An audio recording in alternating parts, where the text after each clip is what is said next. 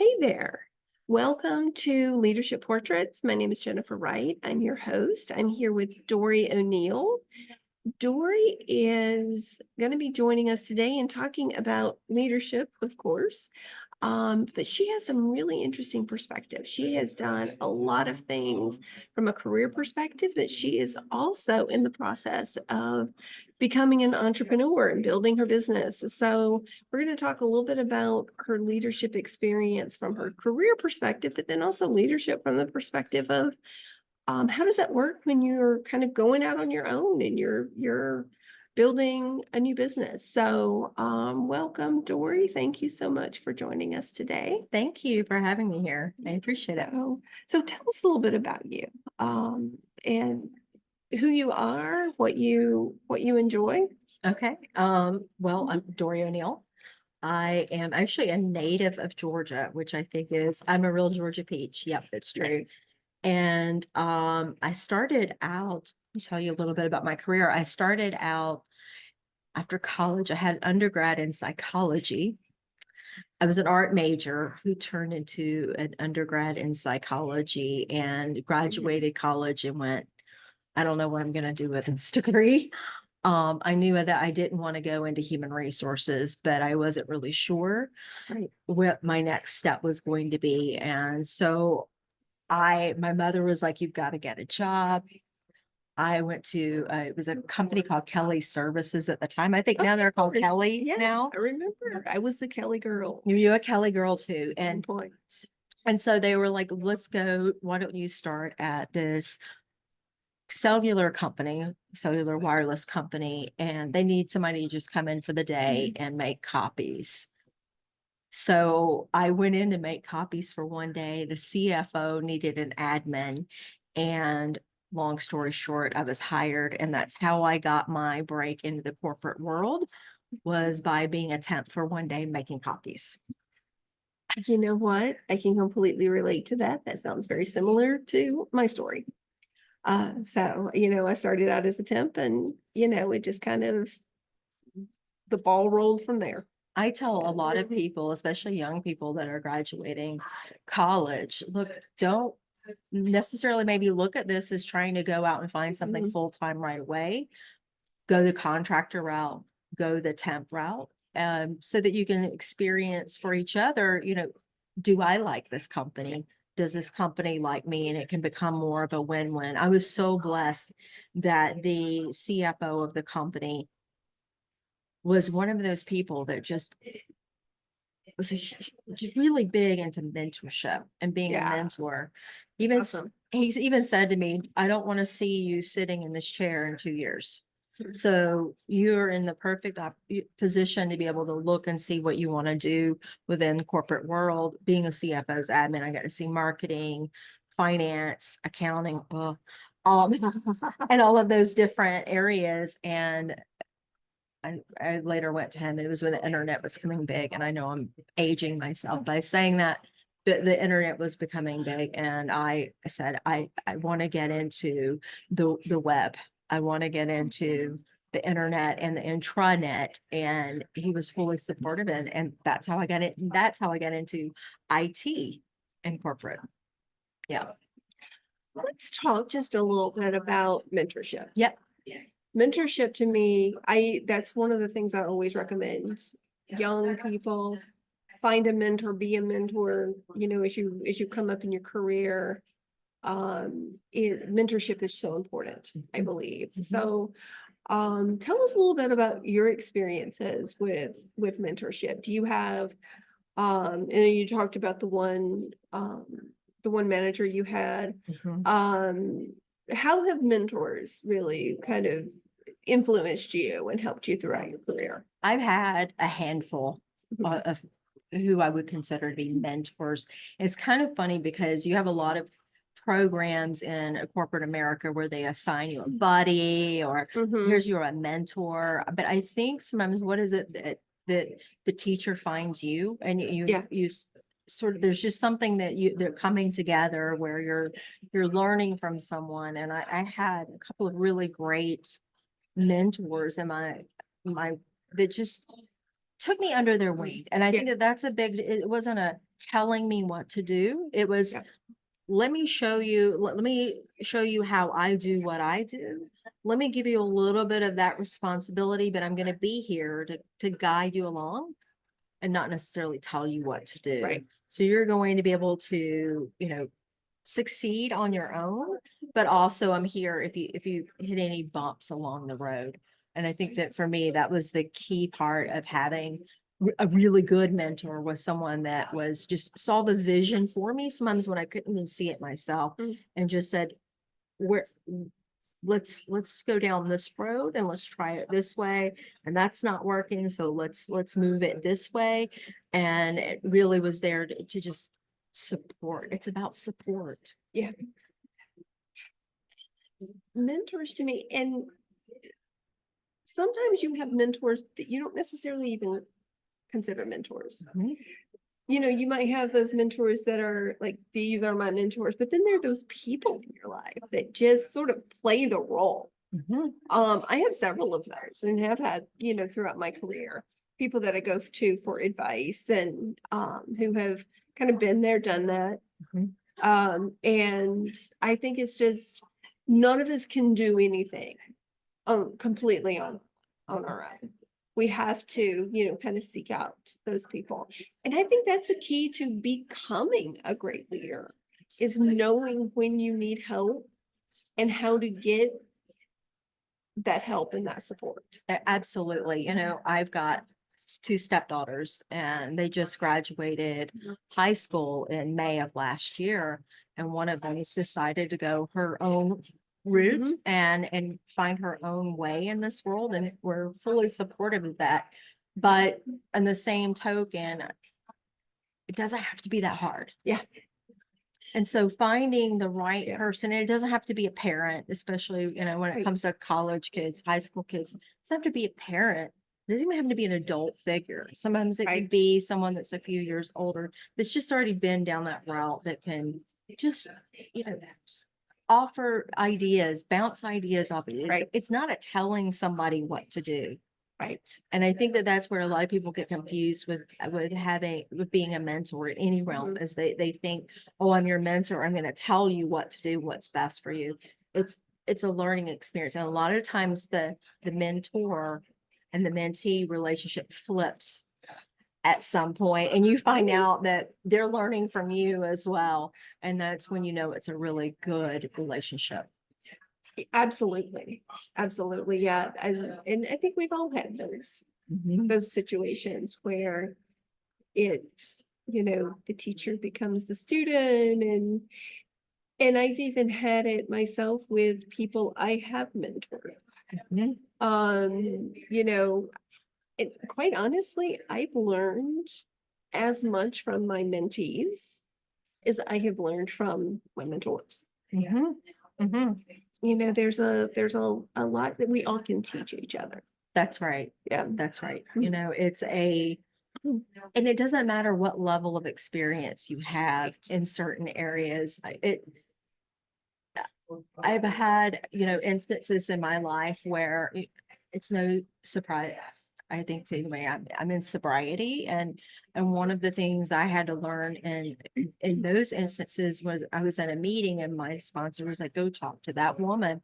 I'm like, but I only have 7 days. And this woman had a day, and she said, well, you have 6 more days Huh? than that person. So we always have something to teach one another. It's just a matter of being able to, get your ego out of the way, go with a kind heart, and go from a position of giving, but also being open to receive whatever it is Yeah. that they have to offer you as well. Right. I totally agree. So as you have kind of come up through your career and even now, what what are some of the things that you have found, some of the skills that you have found that have become very important to you? So like, if you were talking to yourself at 25, what advice would you give yourself? What skills would you tell yourself that you need to learn this? Put the drink down. Um, no, I would I would say, just being open to whatever life's experiences are coming, being able to appreciate that different people bring different perspectives to the table. Right. Everybody has their own life story, their own way that they view the world, and being able to respect that and appreciate that and be open to the fact that you may just learn something. Yeah. There's another saying that we have is just take the cotton out of your ears and stick it in your mouth. Is one of the sayings that we had in AA. It's just listen to what other people are saying, because, and I think that it makes is such a huge thing for being a leader, for being a responsible employee, Right. for being an entrepreneur. Is Right. being able to, as entrepreneurs, we now have to listen to what is it our people are needing? What do they want? Yeah. And being able to modify who we are sometimes to be able to give them exactly what it is that they need. So that's one of the things that I've just found. And maybe that's the lesson, is take the cotton out of your ears and put it in your mouth. Yeah. Listen more than you talk. Listen more than you talk. Yes. Yeah. I love it. I love it. What have you found to be some of your biggest challenges from a leadership perspective, or even just life? In a leadership role, I think sometimes not getting ahead of myself. There have been a lot of times as a leader where I wanted to take it all on and be, I'm going to make a change and I'm going to make a difference. And I find that a lot of leaders that come into corporate America, especially, in higher leadership positions, as they come in and they want to make their mark, but they come in and I say this because I've been there, done that myself. I want to come in, I want to make my mark. Well, I'm not taking into account that change is hard. And especially when it's something people have been doing for a very long time, coming in with a little more kinder approach, a little more sensitive approach, and being able to figure out maybe they're not doing everything wrong. Making your mark doesn't mean you have to change everything. Maybe there's some things that are going right, and being able to make those changes with that in mind. There've been so many times that, just like you say, change is hard. Change is happening at such a pace right now. But we also have to think about humans. Yes. And we also have to think about, leadership is really making those connections and making those human connections so that you can relate to people and influence them and get them to do the things that need to be done. And it's not always about directing. Right. We were talking a little bit about this before, but before we started recording, we were talking about being the difference between a manager, right, and a leader. Sometimes your leaders are not managers.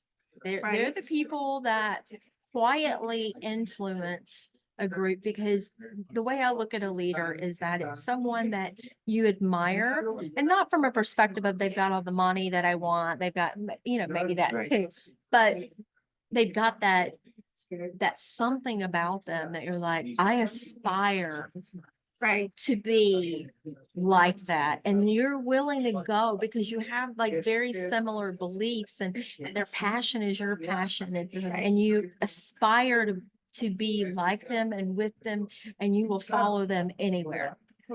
There's a lot of managers out there that people don't want to follow anywhere, not even to the bathroom, so, or to the coffee bar. There's a big difference, and your leaders can actually be the people that are reporting to you. Absolutely. Absolutely. The other thing I find interesting is so many times we take someone who is technically good at their job. and they've mastered what they do. And we think the next reasonable step is to put them into a leadership position. And oftentimes that it may not be a mistake, but it may be a mistake at that time. And we're not preparing people to become managers or leaders. And we're not really giving them the skill sets that they need to be able to now become the influencers and be able to get the people in their organization to follow them. Yeah, that absolutely. I've seen it time and time again. You know, software is my background. And especially in the software world, you think about it, there's a lot of technical people that know how to technically do what's necessary to be done. But what's their next step in their career? Well, history says you've got to be a manager. So Right. people are shoving square pegs into round holes, making people managers, not preparing them, but also maybe even forcing them into something that they don't want to do, but they have nowhere else to go. Right. I worked at a telecom company that actually did something a little bit different. I was very pleased with this. They had 2 tracks. You had a management track and you had a technical track. And the technical track, you could go up to very, very high levels.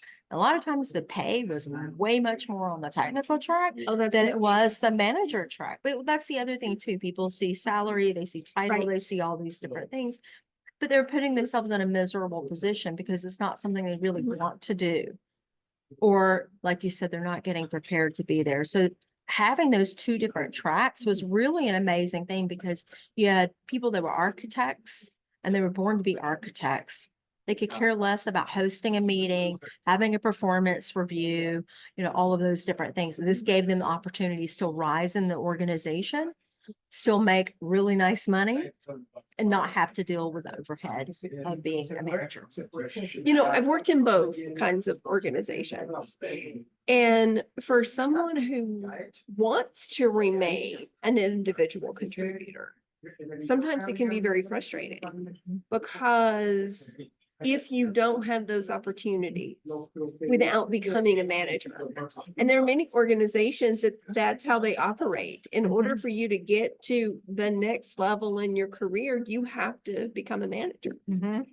And I think we're doing a disservice to a lot of our really, really good people out there by forcing them into that track if that's not something that they even want. So you're creating a situation, then thinking about the people that have to work for someone like that, you know, reporting to someone who was never meant to be a manager, who didn't want to be a leader or a manager. That there's nothing wrong with that. And that's the other thing too, is the whole stigma around manager leadership, all of these different titles and things like that.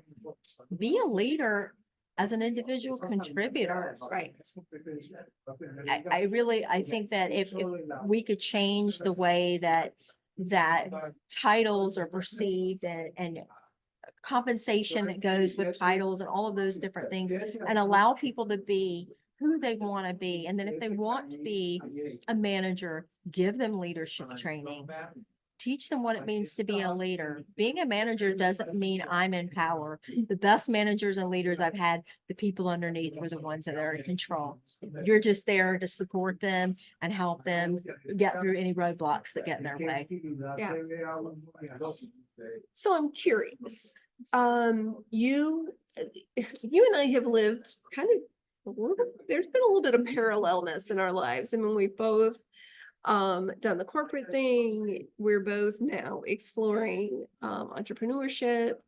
How are you finding the leadership skills and other skills that you've learned through your career to now apply to what you're doing in building your business and all of the things that go with that, the networking, the just all of the things that you have to do. It is a very different kind of approach. Yeah, Mhm. it definitely is.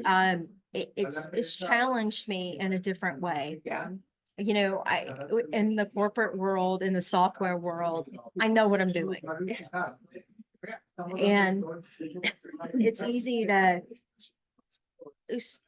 kind of take that for granted, I guess, as you start working through your career and you're like, okay, now I know what I'm doing. Now I know this.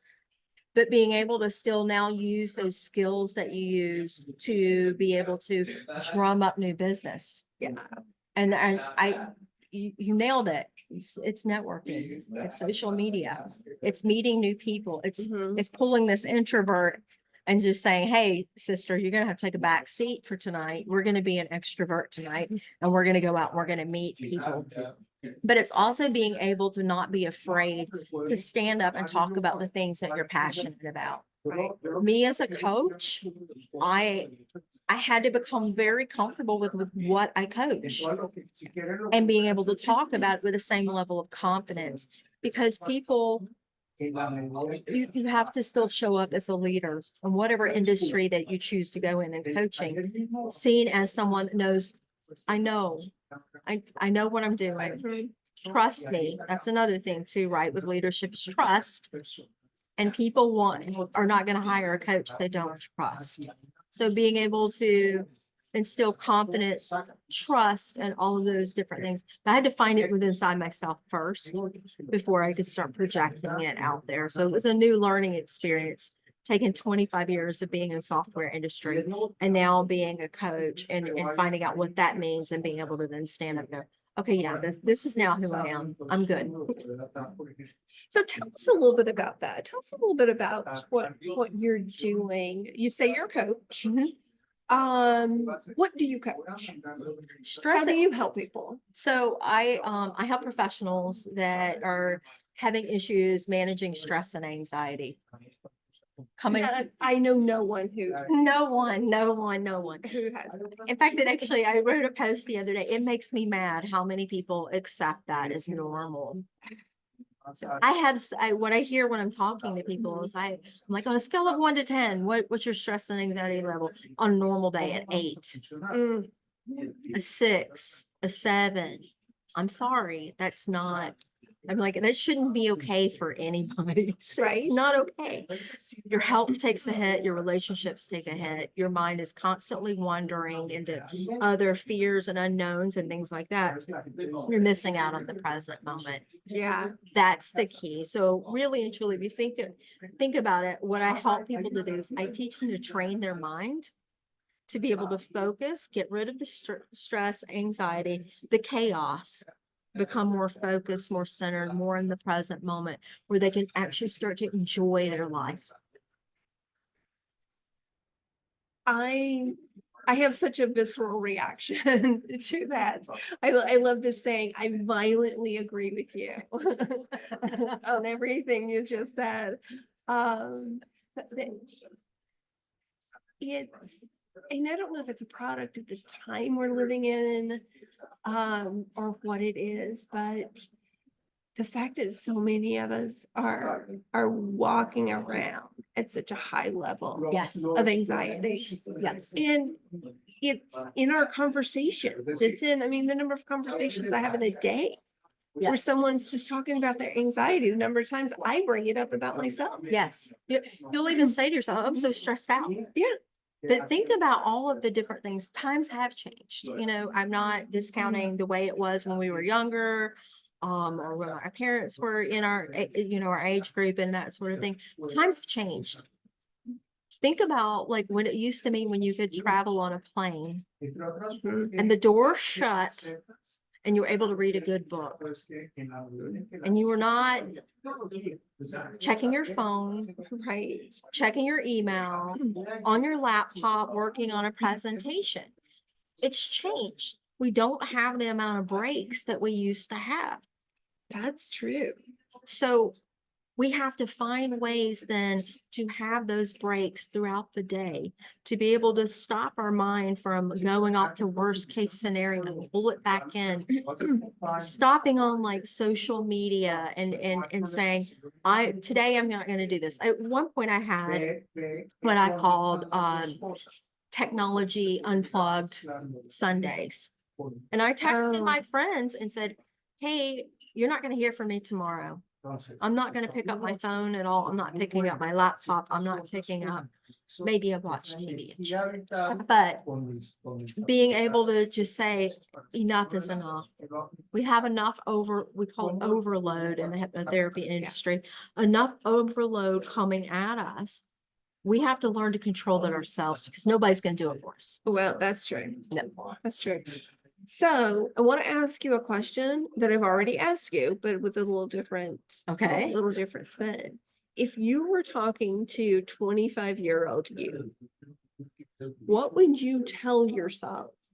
Or what would you tell another 25-year-old to, how do you keep yourself while you're young and you're still learning from getting to the point where anxiety is running your life, from getting to the point that the stress becomes, I mean, how can we start to change this dynamic, starting with the younger people and getting them, to grow up so that they're not having to experience what we're experiencing? I think it's, first off, it's finding things that you enjoy doing and being able to make sure that you're incorporating that in everyday life. Music is my thing. I am a huge music person. Music can like send me like through the rafters. It's just so empowering, it's just powerful. But finding something that you enjoy, putting it in everyday life, finding different practices. And I know it's so hard. If I'm thinking about 25-year-old Doree, she was a hot mess. But if I were to say to her, find some time to find quiet, find some time to do some self-care. What does self-care mean for a 25-year-old? I don't even know. But finding things to do. And another thing for me that is, do things from where your tank is full and not empty. And that is one of the key things, is I think we go so much, we don't fill our own tanks up, and then we're giving from an empty cup.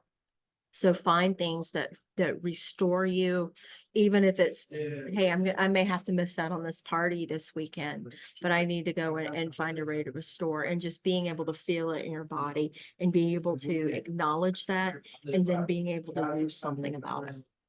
Well, and and you may say, okay, well, what does this have to do with leadership? It has everything to do with leadership, because you can't be a great leader if you're empty yourself. Yes. You can't support other people. Right.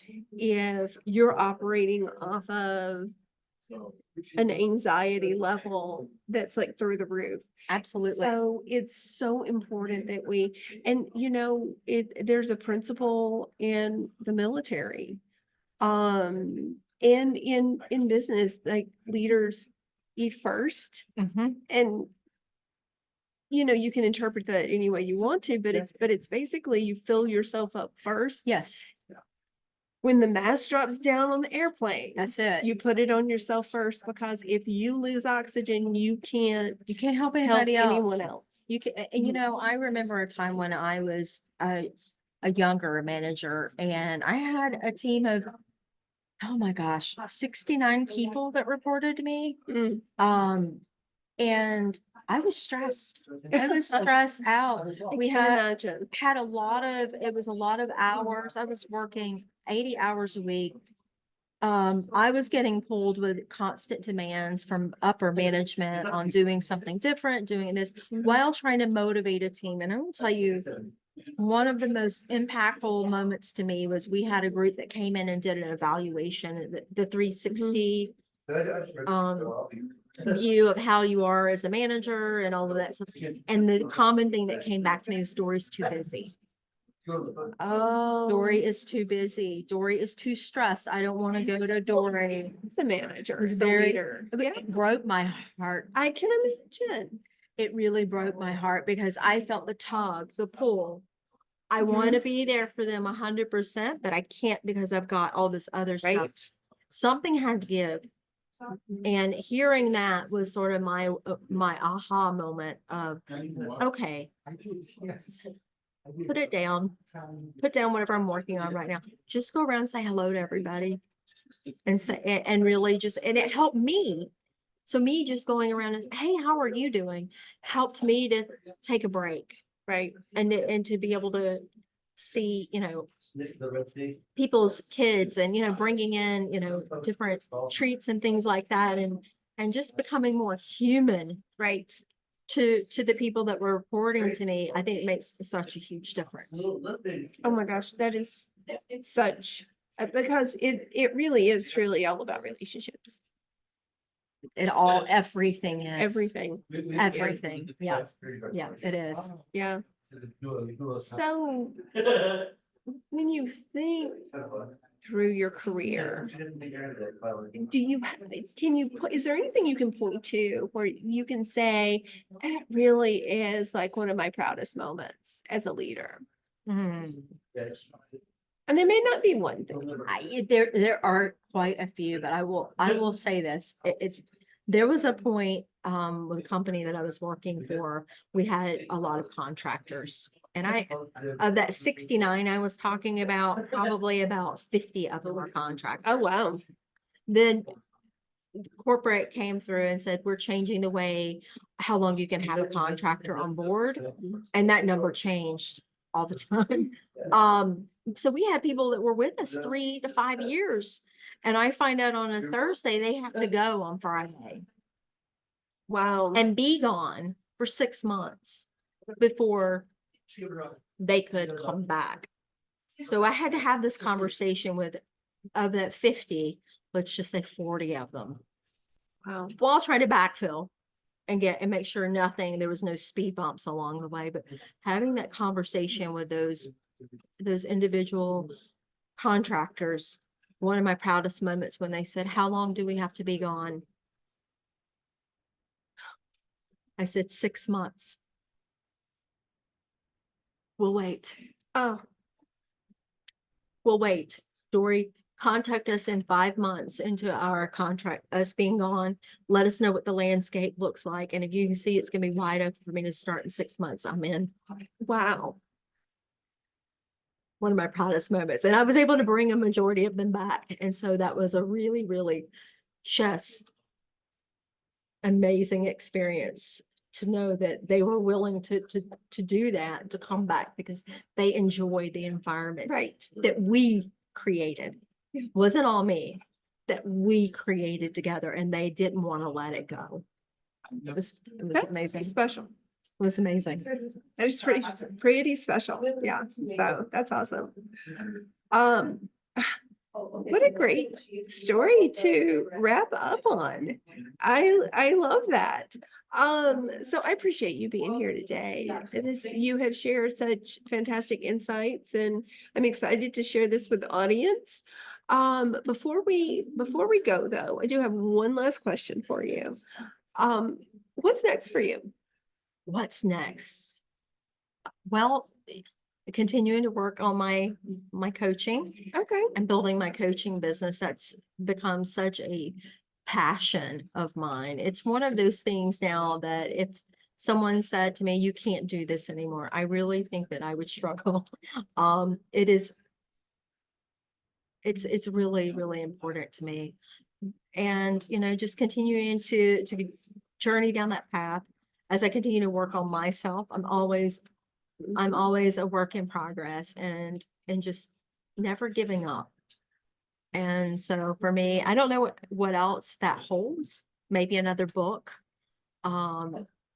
speaking, all of those types of things. But yeah, I look forward to it. I try not to predict too much of what it's going to be like because I enjoy the adventure and the journey along the way. And sometimes when I have my goals set in stone, I lose the view from the ride. Yeah. So Yeah. Yeah, that's it. Couple of things I do want to bring up. Number one, you are a published author. So Yes. tell us the name of your book and where they can find it if they want to read more about you. Yeah, it's called Seriously How I Went from a Hot Mess to a Daring Badass. And it is about my journey through sobriety. Of getting sober and the lessons that I learned in finding my sobriety. That is awesome. I have read the book. It is very, very good. Thank So I highly recommend it. You can find it on Amazon. On Amazon, Right. yes. Mhm. Right. Okay. And we can drop the link into the show notes for the podcast. That's so we'll do that. The other thing is, and you touched on it, you're also a speaker. Yes. So if anyone out there is looking for someone to come in and talk about stress and anxiety or mindset, Yeah. anything else, I mean, Doree is available for that. So Thank you so much. and how can they find you? You can find me at www.therealdoreo.com. Okay. I'm also on social media, The Real Doree O. And The Real Doree O is because of my journey in finding myself. And that's why I chose the name of the company. And that's really ultimately what I think we're all looking for. I love it. I love it. So we'll drop those links in as well. So so reach out to Doree if you are looking for help with any of those things that we talked about. So thank you so much for joining us. It's been a great conversation. Yes, I appreciate it. Thank you. And thank you to the audience for listening. And until next time, this has been the podcast for Leadership Portraits. Thank you. Thank you.